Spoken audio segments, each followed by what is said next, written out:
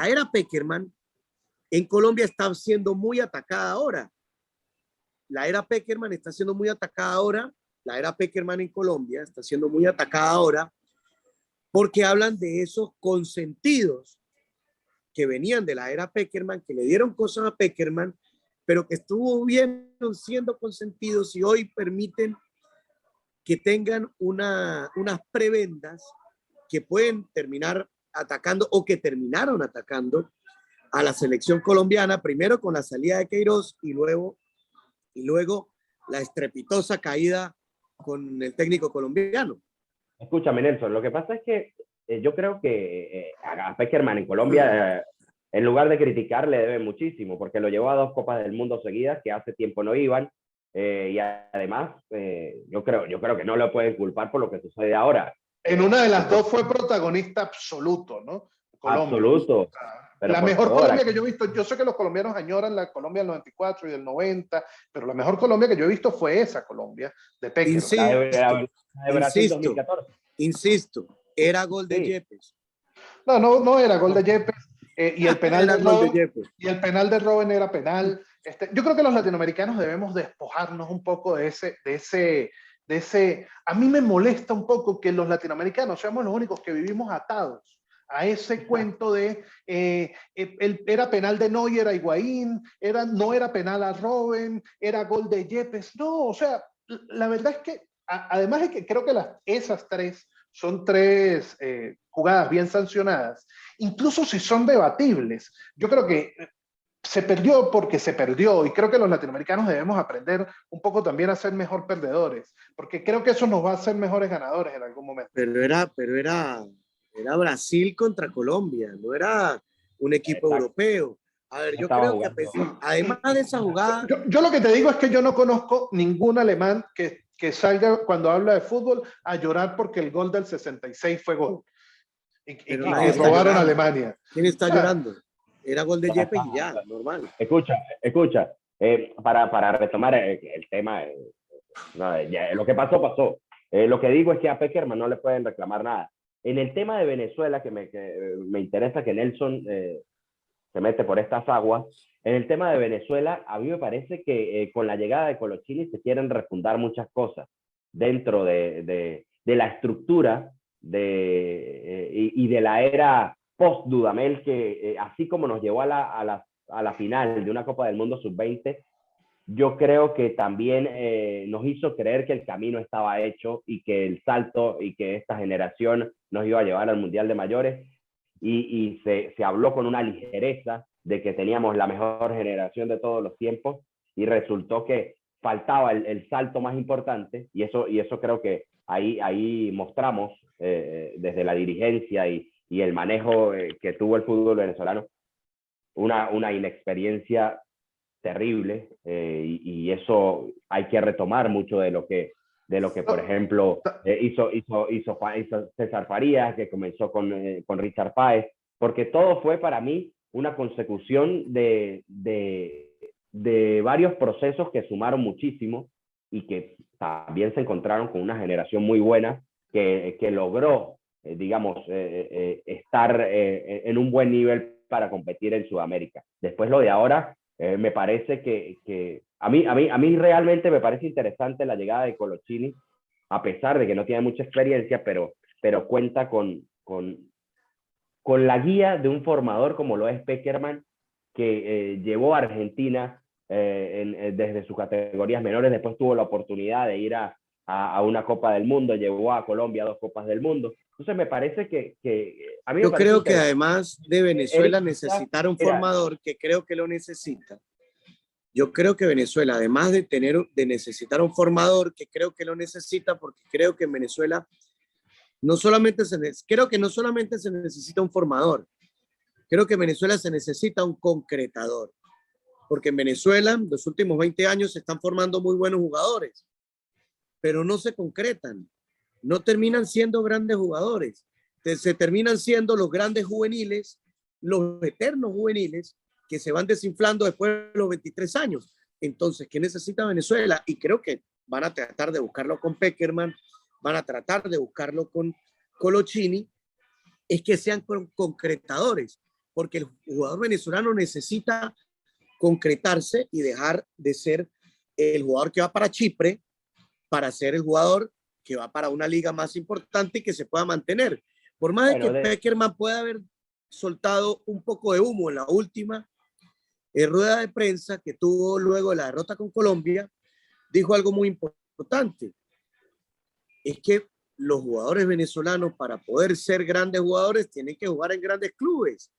No podemos tener una gran selección. Yo coincido con eso. En las mismas ligas. Yo coincido con eso, pero también creo que hay un poco de excusa, y lo he discutido mucho recientemente. Evidentemente hay una distancia muy grande, por ejemplo, entre dónde juegan los venezolanos y dónde juegan los colombianos, por ejemplo, ¿no? Tú ves a Luis Díaz en el Liverpool, ves a Duván Zapata en el Atalanta, son figuras en grandes equipos, perfecto.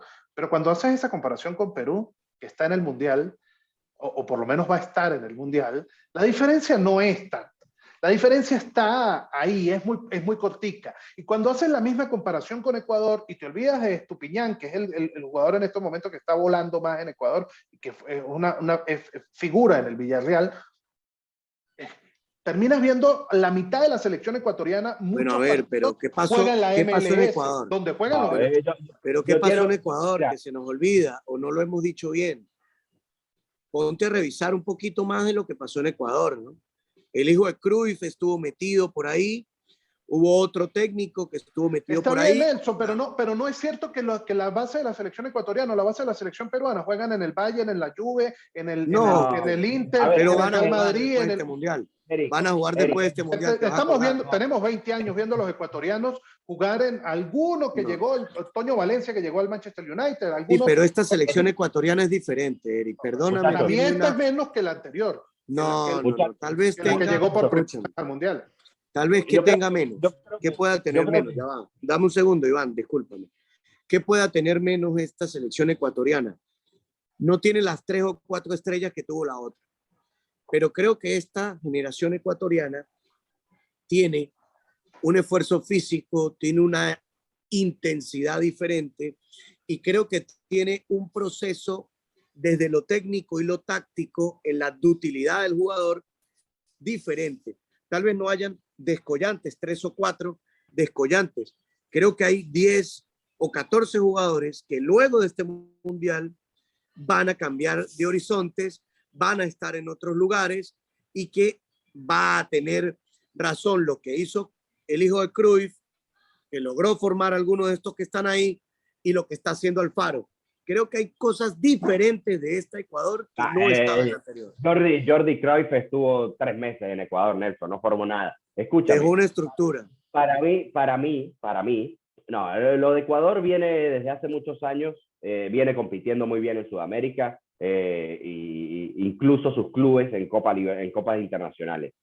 Yo creo que no podemos solamente, sí está el tema del que el jugador joven venezolano tome mejores decisiones de hacia dónde ir. No estoy diciendo que vaya al Bayern, Eric, o que vaya al Manchester City, pero yo creo que hay que evaluar no solo dónde estás, sino dónde puedes jugar, dónde puedes tener continuidad. Porque creo que ahí estamos viendo un gran problema. El jugador venezolano no tiene continuidad. Hoy en día, Tomás Rincón, que es el que más minutos vio en toda la eliminatoria, Tomás no es un indiscutido en la Sampdoria, y Tomás, cuidado, que Tomás ya está, no digo que está para el retiro, pero está en sus años que ya no está... Tiene una caída descendente normal, sí, con la edad. A ver, lo natural, como Messi. Es lógico. Messi no es el Messi del Barcelona. Y estamos hablando de que es el jugador que más minutos vio en toda la eliminatoria. De que José Salomón Rondón, que nunca juega en el Everton, fue el goleador de Venezuela en la eliminatoria, con 4 y 3 se los hizo a Bolivia. Entonces, ¿dónde están las figuras también? No tiene continuidad. Escúchame. Pero no pasa un poco porque seguimos confiando en los mismos. Y ojo, yo no tengo nada en contra de Tomás Rincón, me parece que es un referente de la selección, pero y si es el momento de buscar otras opciones allí, porque las opciones están. Pero ¿cómo discutes tú a Rondón, por ejemplo? No hay, para mí, yo a Rondón lo discuto y tengo 5 años discutiéndolo además, ¿no? Sí, pero no hay otro Rondón en Venezuela. Pero tienes que jugar con otro Rondón. O sea, ¿por qué no puede jugar Joseph Martínez, que es un jugador totalmente distinto? A mí me Eric, encantó que jugaran los dos. A mí me gusta Joseph Martínez, pero a ver, hay partidos y yo creo que la referencia para el tipo de juego que hace Venezuela, la referencia de un tipo con la contextura física de Rondón, Eric discute a José Salomón Rondón, pero yo digo, ¿dónde están las otras figuras en Venezuela? Y creo que ahí es donde tiene que hacer hincapié Pekerman, Colochini, de tratar de que el jugador venezolano que viene de abajo termine llegando a un equipo que le dé continuidad, que además le permita mantenerse en competencia, porque Eric, yo no digo que los peruanos jueguen en el Real Madrid, pero juegan siempre. Pero juegan siempre, y eso es muy importante en este tipo de competencias, de que tengan los jugadores. La figura, mira, a ver, ¿cuál es la figura de Perú? ¿Cuál es la figura de Perú? No sé. Para mí no tiene figura, pero... Sí, la figura de Perú es Cueva y juega siempre. Sí. En cambio, nosotros no tenemos un volante. Con C y no con G. Escúcheme, juega Cueva. Cueva es para mí el mejor jugador de Perú es Cueva. Entonces, Cueva juega siempre. Los volantes de Venezuela, primero no sabemos, no tenemos uno fijo de quién jugó. O sea, los que más tiempo tuvieron esta eliminatoria fueron Fariñez, que no jugó algunos partidos, y Tomás Rincón. Pero un volante de creación, de concreción, en Venezuela no jugó. Bueno, no tenemos volante de creación. Pero nosotros tenemos extremos. Y sí juegan. Yo te digo por ejemplo, en México, Soteldo y Murillo juegan. Y juegan bastante y marcan goles. Pero Eric, pero Soteldo hoy no es indiscutible. Savarino es indiscutible en Atlético Mineiro y gana todo en Brasil. Y no juega aquí. Ahí están los tres. Esos son los tres que tienen que jugar. Para mí, hoy no tiene que jugar más nadie aquí. Pero sin duda, también hay una cuestión de que en la idea anterior se trataba, por ejemplo, Dudamel jugaba con dos carrileros que defendían siempre, que eran Peñaranda y por el otro costado Córdoba, que es otro de los chicos que lamento mucho. Córdoba no juega nunca, él sí no juega nunca. De jugar en Alemania, pasó a jugar en la Major League Soccer y no juega. Y lamentablemente... Pero sí hay unos que juegan. El problema es que Venezuela tiene que atarse a los que tienen minutos. El Brujo Martínez tiene minutos en el Major League Soccer y es un jugador que figura y tiene que jugar. Cristian Cáceres Jr. también juega siempre en Major League Soccer. Entonces, son dos jugadores. Y si tenemos una base de un... Yo quiero que nos adaptemos. Nuestro nivel en este momento, lamentablemente, es el nivel de Major League Soccer, porque ahí está el 80% de los jugadores que pueden ser titulares en la selección. Pero pues tratemos de jugar a lo que se juega en la Major League Soccer, ¿no? Pero ahí está México también. Y México, es un fútbol muy parecido. El fútbol con CACAF es muy parecido. Puede ir a octavos de final. Bueno, pero yo te voy a decir una cosa. No puedes comparar la competencia de CONCACAF, donde México es un gran... Y Estados Unidos también con sus jugadores en la Major League Soccer. Está bien. Pero creo que es que nosotros... La eliminatoria más complicada del planeta, que es la eliminatoria de Conmebol. Está bien. Pero es que creo que Venezuela tiene que mirar su espejo, tiene que virar su espejo es a buscar ser Costa Rica o ser México que querer ser Brasil o Argentina. Entonces creo que es ahí donde Venezuela tiene que buscar Ecuador. Eso es lo que tiene que buscar Venezuela. Venezuela tiene que ser Perú. O Ecuador. Sí, esos son los dos. Y lo que no debemos ser es Bolivia, Chile de hoy que se cae. Colombia es otra cosa. Para mí Colombia es otra cosa. Colombia es una selección llena de figuras que se estrella sola. Mal gestionada. Es otra cosa. Mal gestionada. Pero hay además de las cosas, y para ir concretando el tema de Venezuela, hay otros aspectos que hay que tocar. La dirigencia durante este ciclo eliminatorio fue terrible. Que traemos a un técnico que dirigió 33 equipos en 33 años con el respeto que se merece el señor José Peseiro, pero con un desconocimiento tremendo de lo que es la eliminatoria y la competencia sudamericana. No, y además un tipo que cuando tuvo grandes retos fracasó, Peseiro. Y yo siempre lo dije, me caían encima y me decían algo que era una verdad, es que la responsabilidad no es de Peseiro, es de quien pone a Peseiro. Bueno, sí, pero en el momento en que Peseiro era el técnico, había que criticarlo. Yo, por ejemplo, creo que lo de Pekerman es una decisión acertada. Incluso Tú estabas criticando hace una semana a Pekerman. Sí, es que a eso iba. Creo que Pekerman es una decisión muy acertada. Creo que Colochini, si fuera solo, es que mañana nombran a Colochini solo, técnico de las inferiores de Venezuela, yo digo, esto es una locura. Bueno, pero Colochini dentro del proceso Pekerman tiene la espalda. Y tutelado por el equipo de Pekerman, no solo por Pekerman, sino por su equipo. Gestionado por el equipo de Pekerman, porque va a ser gestionado. Exacto, tutelado. A ti. Colochini tutelado, lo apruebo.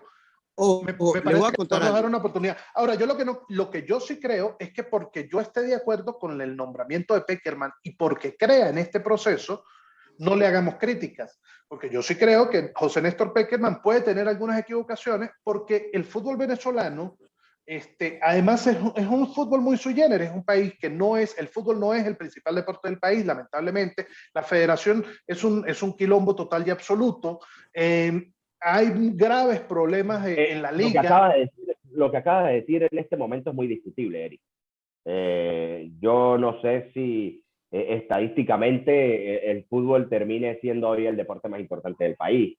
El día de la final, Caracas-Táchira, jugaba Caracas-Magallanes y no había nadie viendo el Caracas-Magallanes. A ver, yo creo que los niños hoy se quieren parecer más a Rondón, a Rincón, que a Miguel Cabrera. Habrá quienes, porque el béisbol es un deporte profesional en Venezuela. Yo creo que, a ver. No creo, pero es otro debate. Yo lo que creo es que Pekerman, por ejemplo, esa apuesta que ha hecho por el torneo local, por eliminar la regla del juvenil y crear el torneo que es algo que sí, de reserva, yo creo que parte de no entender cómo funciona el fútbol venezolano. O sea, eso puede sonar muy bien y como proyecto puede ser muy maravilloso. Yo siento que a efecto del fútbol venezolano es inaplicable porque los 4 últimos equipos del torneo venezolano no tienen cómo pagar sueldos. ¿Cómo van a pagar sueldos en un torneo de reserva? Sí, es una locura. Es una locura. Pero yo te digo algo, es una manera de fomentar la competencia hacia los jugadores que vienen en ascenso. Claro, es para hacer esa transición de concretador que te estoy diciendo. No, la norma del juvenil no funcionó.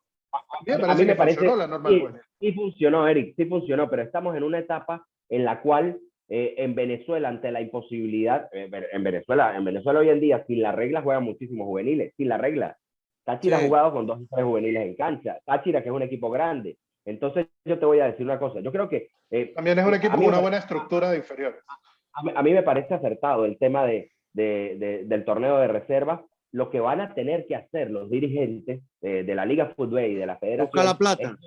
El que no tenga... buscar el dinero y el que no tenga, pues que no esté. En primera división tienen que cumplir con esos requisitos porque es primera división. Y no solo, mira, esto nos va a ayudar a crecer también.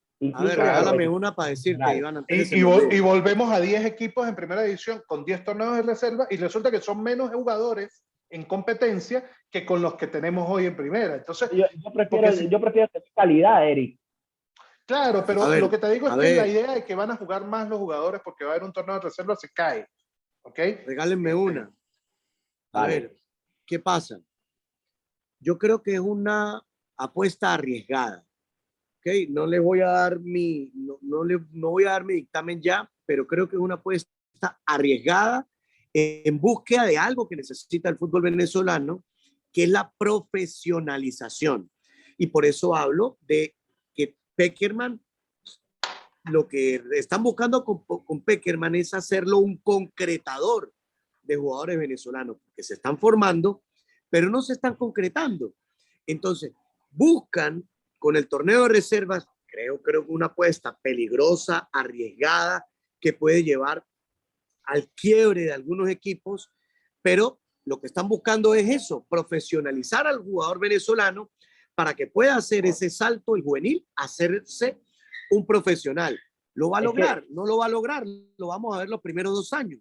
Pero hoy es una apuesta muy peligrosa. Nelson lo decía hace rato, Eric. Decía que el jugador juvenil, después de los 23 años, después que salía de la situación de reglas, terminaba perdiendo, apagándose. Entonces, está faltando justamente esa... sí, pero ojo, Yo no creo, a ver, yo no creo que sea malo el eliminar la norma del juvenil, tomando en cuenta, a ver, vamos a dar la oportunidad por lo menos. Yo no de la ver elimino. Yo creo que se equivocan en eliminarla. Bueno, yo ¿Entiendes? A ver, yo creo que si le haces, a ver tienes qué una pasa. exigencia, Nelson, ¿Qué si tienes pasa? una exigencia para que los equipos tengan una estructura sólida y categorías de formación, que al final es lo que hay que perseguir, porque no podemos seguir teniendo equipos ascensor que suben y bajan, equipos que tienen en las categorías menores solamente de meros requisitos. ¿Pero por qué pasa en Venezuela? ¿Por Desde qué suben y bajan los equipos y por qué aparecen y desaparecen? Bueno, pero Bueno, porque ojo, lo que le aparezcan y preocupa a Eric, desaparezcan es grave. Que suben y bajan es bueno. pero es parte déjame de la terminar. Déjame terminar Ya. porque el sube y baja que dice Iván es el tema de aparecer y desaparecer. Es que lo que pasa es que el chavismo acabó con la economía de Venezuela y ahora, después de que acabó con la economía de Venezuela y acabó con el mismo fútbol nacional, es el que está tratando de, con su máquina productora de dinero, de dónde viene el dinero, se encargarán los economistas y las autoridades de revisarlo. Pero es que yo entiendo la preocupación de Eric. ¿Cuál es la preocupación de Eric? Pues el tema económico. Nelson, un paréntesis, los equipos de fútbol se convirtieron en una especie de los bodegones de Caracas. Exacto, exacto. Es que los equipos de fútbol son los nuevos bodegones del fútbol, del deporte nacional e internacional. Entonces, ¿qué pasa? ¿Qué le preocupa a Eric?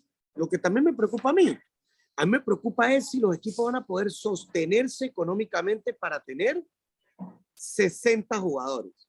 ¿Por qué? Porque un plantel de primera en Venezuela tiene, no en Venezuela, en el mundo, debería tener 33 profesionales. Son 33 profesionales.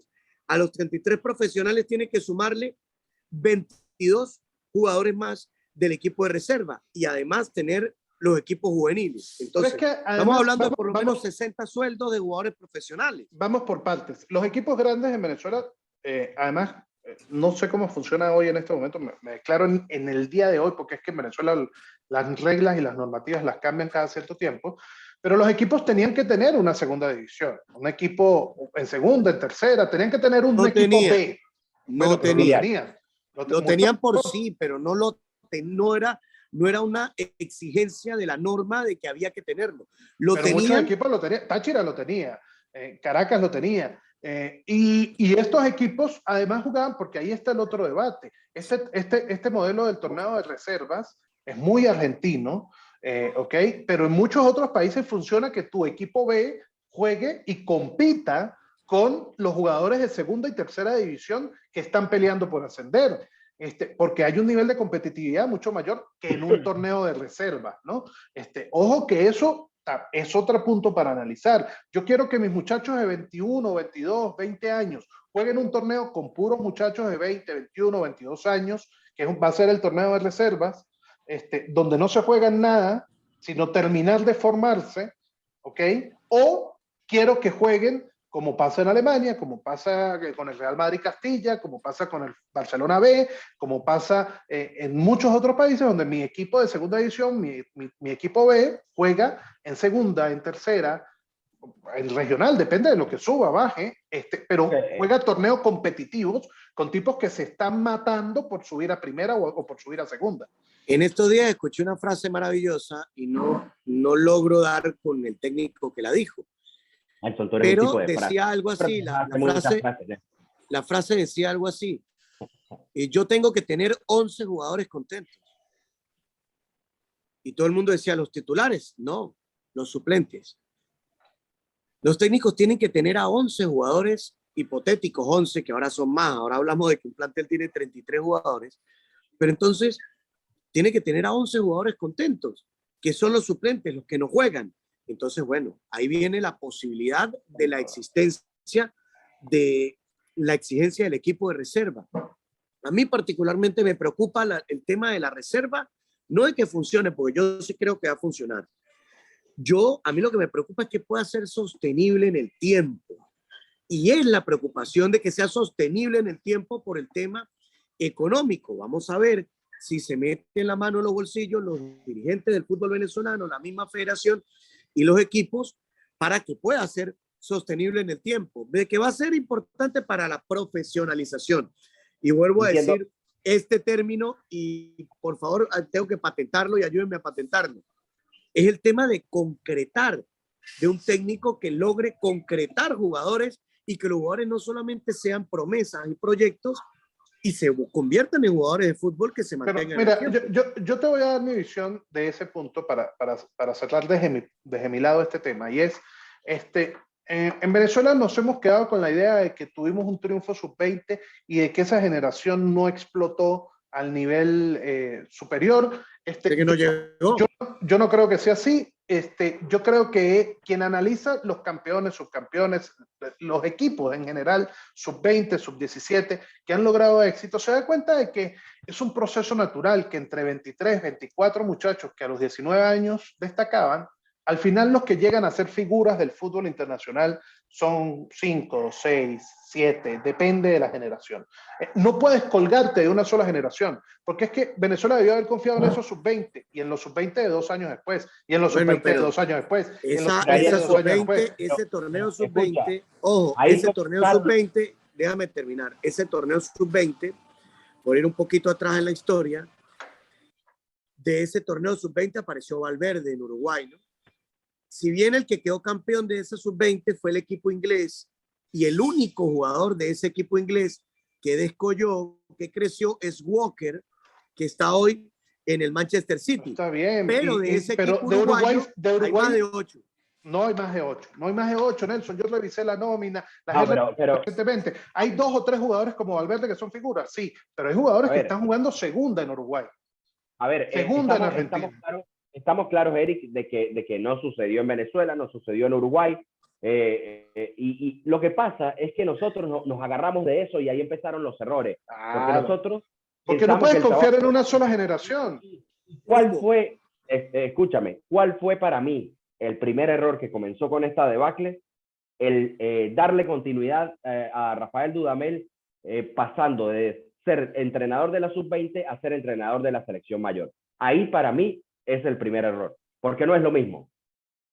No es lo mismo dirigir a nivel profesional que a nivel sub-20. Mucho respeto para Dudamel, ojo, ¿no? Escúchame, tengo respeto. Es un técnico que ha logrado éxitos internacionalmente en la Liga Colombiana recientemente, cosa que pocos venezolanos han...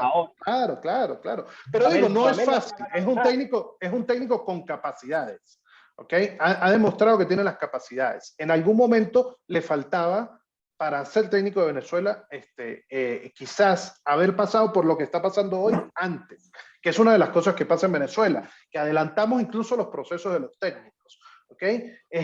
Pero lo que yo quería decir con esto, de no centrarnos en pensar que es que ese proceso fracasó, y que los jugadores venezolanos, si Táchira saca o Caracas tiene 6 juveniles este torneo, no podemos esperar que los 6 juveniles lleguen a instalarse en el primer equipo y lleguen a ser figuras, porque eso no lo hace tampoco el Barcelona, ni lo hace tampoco el Bayern Múnich, por hablar de equipos que tienen un supuesto trabajo de formación muy grande, ¿no? Entonces, lo que debemos pensar es más bien ver, y yo más que concretar, yo creo que lo que le falta a Venezuela muchas veces es una idea sobre la cual generar no jugadores, sino jugadores para esa idea, ¿ok? Y un desarrollo parejo, porque lo que estamos es explotando talentos y tratando de que esos talentos lleguen a su mayor nivel, pero no en beneficio de lo que necesitan los equipos y de lo que necesita la selección. Y yo voy siempre al mismo ejemplo. ¿Cuántos laterales izquierdos sacó Táchira en los últimos 10 años? 2 nada más. ¿Cuántos laterales izquierdos saca Venezuela? No sacamos laterales. Entonces, tú me dices... Uno solo sacó. Uno solo, que es el muchacho que estaba en La Guaira. Iván me dice... Que está ahorita en Estados Unidos. Me olvidé el nombre, no sé si Iván me ayuda. Iván me dice, yo el que recuerdo de La Guaira es Aramburú, que es el derecho, ¿no? No, hay un muchacho lateral izquierdo. Jugadorazo, por cierto, Daniel Farías. Que creo que llegue mucho, pero bueno, Daniel Farías, Oscar González, dices tú. Me ganó Eder Mancilla, Ay, sí. Felicitaciones para Eder, que ganó 3-2. Oscar González, dices tú. Oscar González. Oscar González. No, uno juvenil. Oscar González es un tipo ya de 28 años. No, es otro muchacho que está ahorita en Estados Unidos. Todos fueron juveniles en algún momento. No, es un jovencito que está Hasta ahorita en tú Estados Unidos, fuiste tiene 21 juvenil. años. Tú fuiste juvenil. Mira, lo que yo creo es Entonces, que no se está concretando jugadores por ejemplo, Iván decía, para como juega Venezuela, Rondón es un jugador a veces necesario. Yo me quedaba pensando, ok, necesitamos un jugador que cada vez es menos rápido, que tiene una muy buena presencia física, que las pelea en el área, que sobre todo es un tipo que va muy bien por arriba, cuando no tenemos un lateral que levante un centro coherente. Sí, claro. ya. Entonces, ¿quién es el que juega para Rondón? ¿Quién le va a tirar Bueno, los centros a Rondón? tú me recuerdas a lo que le Ah, pasó, y perdóneme, Carlos Fabián Maldonado, si me va a escuchar por lo que le voy a decir. Es como cuando Táchira contrató a Delorte y todos los pases a Delorte eran al pie, en vez de meterle pelotazo como le metía el Boca de Palermo a Palermo. Entonces, yo recuerdo un gol de Delorte de cabeza, pero la pelota iba por la rodilla y Delorte casi se arrastra para darle con la cabeza. exacto. Era tan Entonces, limitado con los pies que el tipo fue al suelo a una pelota que venía a menos de 1 metro de altura y el tipo fue al suelo a darle con la cabeza. claro, pero ¿qué pasó en aquel Táchira? Delorte no funcionaba porque ese Táchira no levantaba un centro, no metía un pelotazo, no jugaba para Delorte como casualmente se enfrentó al Boca de Palermo, que de 100 pelotas, 70 eran aéreas a buscar a Palermo. Entonces, Eric dice algo muy importante. Si Venezuela tiene a Salomón y el referente es Salomón, pues vamos a tirarle pelota a Salomón. A ver, ¿Qué fue a lo ver, que tienes, hizo pero Gareca tienes que tener con, centradores, ¿no? Y tienes que con Paolo desarrollarlo. Guerrero?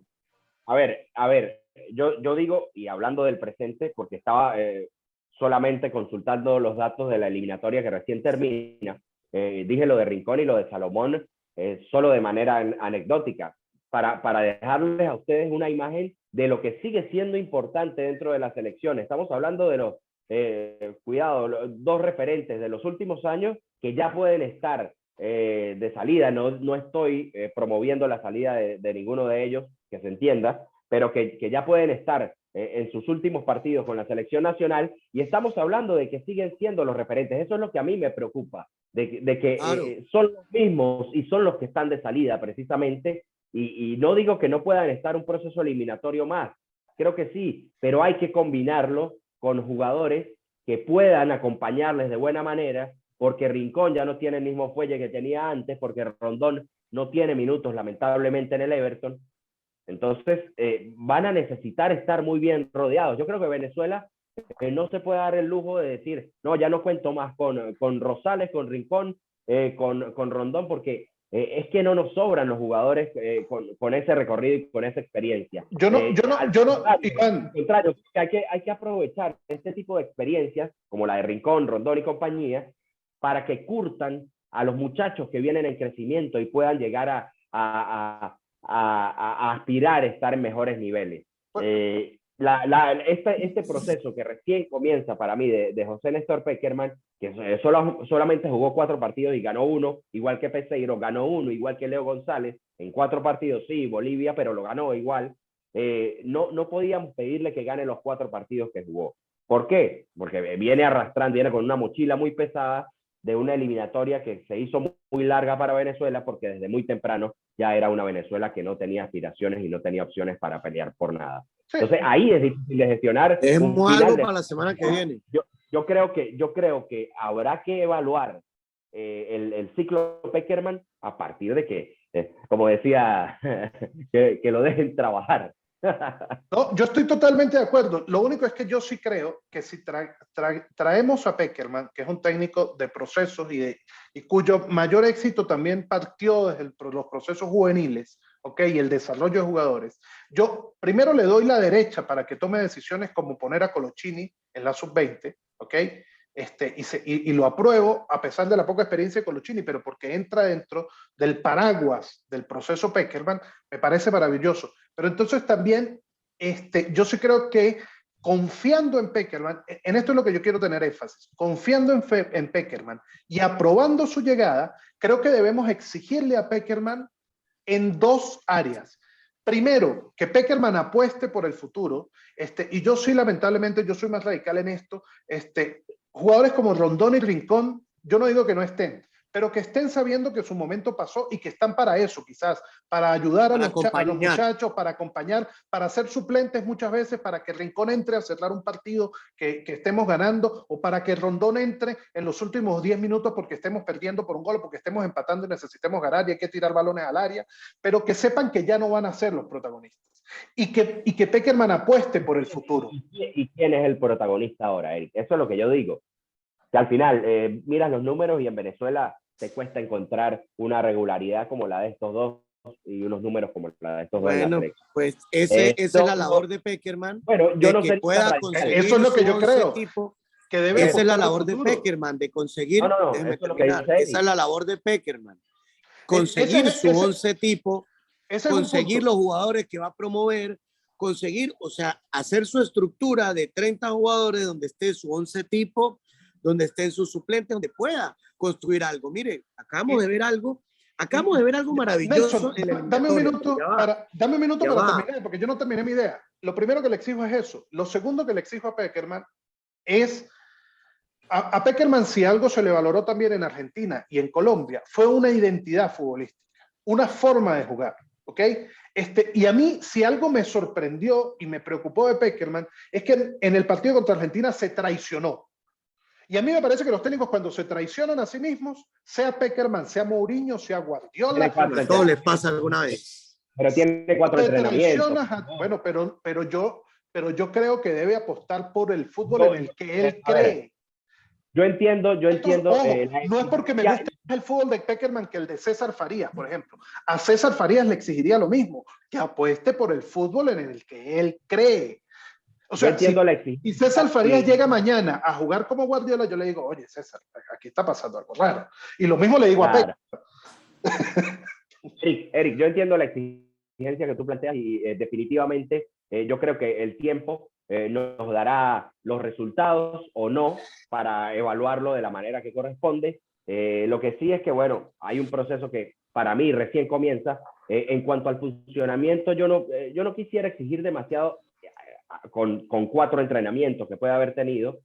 Habrá que trabajar mucho, porque yo soy de los que piensa que Venezuela debe trabajar el doble que los demás para ponerse a la par. Y el tiempo, como decía Nelson, nos dará tiempo de analizar precisamente todo lo que vaya dejando el proceso Pekerman. Para mí lo de Pekerman, no sé. Para mí Pekerman tiene que, y ya me imagino que tiene algo parecido en su cabeza, pero es que acabamos de observar algo que ha sido maravilloso para unos, ha sido pragmático para otros, y es lo que hizo Scaloni en Argentina.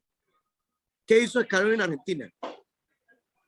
Trató de que el fútbol argentino se pareciera más al fútbol argentino, trató de anclar una identidad del fútbol de los argentinos a su fútbol argentino, a lo que tenían, pero más que nada armó un 11 tipo, armó un proceso de entre 15 y 30 jugadores y de ahí no se mueve y de ahí está trabajándolos. Y hoy casi que podemos decir que a la Argentina de Scaloni casi que tiene un 11 de memoria. Hombre, entonces, Nelson, y criticado además. Porque sí, fue claro, muy pero después todos se montaron en la escaloneta.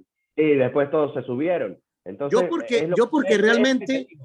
Es lo que te digo. Y más, Nelson, mira, más en las circunstancias de nosotros los venezolanos, en las cuales asume Pekerman la selección, yo creo que es muy pronto para ponernos a criticar por las formas en las que se terminó la eliminatoria. Yo creo que ellos mismos estaban deseando que terminasen para volver. Hombre, ahora sí vamos a empezar a trabajar. Los jugadores gritaban acábalo, árbitro, acábalo. Vamos a tener mucho tiempo para evaluar. Y allí sí, Nelson, con esto de Scaloni, yo sí creo que en el viejo programa, de donde somos viejos conocidos, a veces hablábamos de Táchira y de las cosas que hay que hacer como modelo de gestión. Y yo ponía como ejemplo al RB Leipzig o al Borussia Dortmund o al Villarreal, que es un modelo exitoso también con pocos recursos. Y ustedes decían una cosa que era la realidad y decían, ok, pero es que estamos hablando de Táchira, con los recursos y las limitaciones de Táchira y del fútbol venezolano. Claro. Yo creo que pasa lo mismo un poco con la selección. Yo creo que nosotros no podemos mirar a Argentina. Y me disculpas, Nelson, lo de Scaloni se puede ver... No, yo hablo del modelo de gestión, no... Sí, pero el problema es que Scaloni tiene un 11 tipo y tiene 15 jugadores fijos, porque Argentina tiene unas figuras que son las figuras de siempre, que aquí no están. Sí, totalmente. Pero a ver, ya Eric, va, Eric, ya es va. lo que decíamos del Barcelona. El Barcelona de Pep triunfó porque tenía jugadores también, y pasa en las selecciones, y pasa en todos lados, porque así es el fútbol. Si no tienes con qué, no lo vas a lograr. Los Yo técnicos no son magos. lo que quiero decir con Scaloni es que le dio continuidad a un equipo. Y Exacto. Venezuela Ante la necesita crítica, tener ante continuidad. todo, porque Claro. mira, ¿Por qué? mira que- Scaloni mira, apareció Nelson, con un Vuelvo a jugador. decir, para mí lo que hay que mirar es Gareca en Perú, Escu- Alfaro en Ecuador. Escúchenme. Scaloni apareció con jugadores que nadie tenía en el radar, como Nicolás González, que nadie tenía en el radar y jugó casi todos los partidos de la eliminatoria. Como el jugador el número 5 del Sevilla, que se me da en este momento, Ocampos. O sea, apareció con jugadores que antes del inicio de la eliminatoria, nadie los tenía. Ojo, jugaban en Europa porque tenían Ocampos es pasaporte, pero extremo, nadie los tenía. juega con el 5 Campos, porque es extremo, ¿no? a ver, chicos, Sí, para, juega con el 5 Campos. Entonces, déjame terminar. para ir concretando, Nelson. Cerrando. Entonces, Sí. creo que lo que Venezuela, además de la gestión, que es importante, y acomodar los muebles, poner los muebles en la sala, la nevera en la cocina y la cama en el dormitorio, que ya lo está haciendo o ya lo está intentando hacer Peckerman, que necesitas es colocar las cosas en su lugar, gestionar eso. El jugador venezolano necesita continuidad. Necesita que Peckerman, el 11 que vaya a colocar, los 30 que vaya a convocar, los que él escoja, tienen que tener continuidad. Entonces es allá donde tiene que trabajar, donde me imagino que va a trabajar Peckerman, pero es hacia allá donde tiene que trabajar Peckerman, es a buscar continuidad en los jugadores que él considere y que él crea que lo puedan ayudar. Pero es lo que necesita el jugador venezolano para creérselo, es tener continuidad en ese ambiente. Bueno, muchachos, para ir concretando algunas cortitas y al pie, y hablando de Nelson de buenas decisiones, hay una decisión muy buena que tomó, supongo que Gerson Chacón, pero hablo de Gerson Ronaldo Chacón, porque tuvo una oferta al final de la temporada para el fútbol norteamericano. Y creo que ahí no se apresuraron, dijeron que no, y a mí me parece una muy buena decisión. Sí, pues ahí se regresó Jason, ¿no? Sí, entonces me parece una muy buena decisión el haberle dado continuidad a este crecimiento que está teniendo, porque vas a jugar Copa Libertadores, ya marcó un golazo el otro día contra Emelec. No, es el mejor jugador de Táchira. Es el mejor jugador de Táchira. Sí, sin duda. Y en estas cortitas y al pie, les iba a dejar a ustedes que me digan algo de Táchira. Bueno, cortico, yo creo que Pallarés se recupera en Ecuador del quilombo que tenía futbolístico, táctico y de presencia en el fútbol venezolano. Creo que por lo menos decidió un esquema y un equipo que parece el 11 ideal de Táchira frente al Emelec, y le salieron bien las cosas. Yo creo que era un partido ganable por cómo se dio el partido, no antes del partido, ¿no? Si me dices antes, era ganable, no, pero como se le dio el partido lo podía ganar, y lamentablemente llegó solo al empate, pero igual es un muy buen resultado en Ecuador. Yo estoy de acuerdo con Eric en parte, bueno, porque creo que lo que quiere Pallarés o lo que quiere el Deportivo Táchira o lo que desea el Deportivo Táchira tiene que parecerse más al equipo que jugó en Ecuador, cómo jugó, cómo gestionó el partido. Si bien el empate del equipo ecuatoriano viene en una mala decisión que toma Camacho, y no es culpa solamente de Camacho, sino la misma forma como se movió el central que está a la espalda de Camacho. Entonces, creo que lo que necesita hoy este nuevo Táchira es automatizar algunas cosas, que ya lo había hecho el proceso de Juan Domingo, y que necesita hacerlo, pero para poder automatizar tienes que tener, vuelvo a ir tema de la continuidad, tienes que tener un equipo tipo, tienes que... Concreto, Nelson, concreto. Tiene que escoger un esquema, y en ese esquema poder desarrollar la continuidad de los jugadores que necesita, pero no puede estar cambiando de libreto partido a partido, porque no va a poder concretar automatismos, pero además de concretar automatismos, va a ser muy difícil que logre tener solidez y pueda jugar mejor. Entonces creo que Táchira se tiene que parecer más al partido de Ecuador que a los demás partidos que ha jugado. Yo les doy mi opinión. Pues claro, si fue el mejor partido.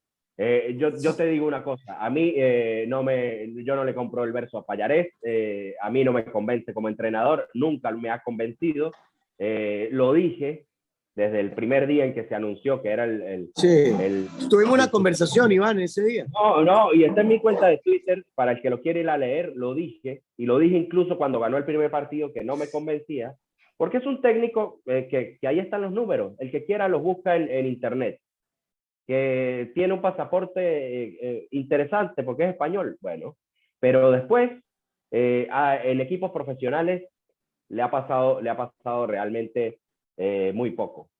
En Bolivia quedó último, se fue al descenso, después en Venezuela, lo más interesante lo hizo con Atlético Venezuela y tampoco fue a pelear un torneo.